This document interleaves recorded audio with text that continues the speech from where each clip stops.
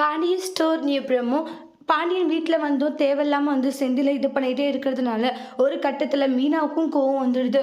மாமா, நான் சொல்கிறேனே தப்பாக எடுத்துக்காதீங்க. ஒவ்வொரு முறையும் என் புருஷனை எல்லாரும் முன்னாடியும் இந்த அளவுக்கு அசிங்கப்படுத்துறீங்க. ஆனால் அது எல்லாமே நான் பார்த்துட்டு பொறுமையாக இருக்கணும். என்ன இதான் மாமான்றாங்க.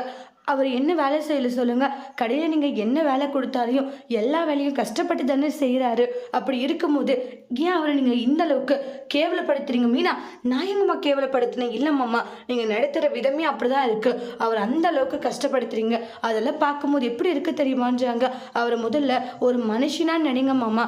ஆனால் அவரை ஒரு மனுஷனா கூட நினைக்காம அவரை இந்த அளவுக்கு நீங்கள் பண்ணுறதெல்லாம் பார்க்கும்போது எப்படி இருக்கு தெரியுமா அப்படின்றாங்க. இன்னொரு முறை என் புருஷனை என் முன்னாடி நீங்கள் அசிங்கப்படுத்துறத பார்த்தேன். அப்புறம் நானும் செந்திலும் இங்கே இருக்கவே மாட்டோம், நாங்கள் இந்த வீட்டை விட்டு போய்ட்றோன்ற மாதிரி சொல்கிறாங்க. ஏய் மீனா, என்னடி பேசிட்டு இருக்க உன் மாமா கிட்ட? அத்தை, நீங்கள் என்ன கூட மாமா கிட்ட இவ்வளோ இதாக இருக்கலாம் அத்தை, நீங்கள் என்னாலலாம் அப்படி இருக்க முடியாதுன்றாங்க. மேலும் மேலும் என் புருஷனை அசிங்கப்படுத்துகிறாங்க. அது உங்களுக்கே கொஞ்சம் கூட மனசாட்சியே தெரியலையான்றாங்க. ராஜி அவங்க புருஷன் என்ன சொன்னாலே வேத்தப்பா, ஆனால் என்னால் முடியாது. ஏன்னா அவன் கடையில் எவ்வளோ கஷ்டப்படுறான்னு எனக்கு தெரியும். ஆனால் மாமா அதுக்கான சம்பளமும் கொடுக்கறது இல்லை அப்படின்ட்டுலாம் மீனா பயங்கரமாக பேசிட்டு இருக்காங்க. மீனா பேசுறது பாண்டியனுக்கு பயங்கரமான ஒரு அதிர்ச்சியா இருக்கு. மீனாவா இப்படி பேசுறது அப்படின்ற மாதிரி தான் ரொம்ப அதிர்ச்சியில் இருக்காங்க.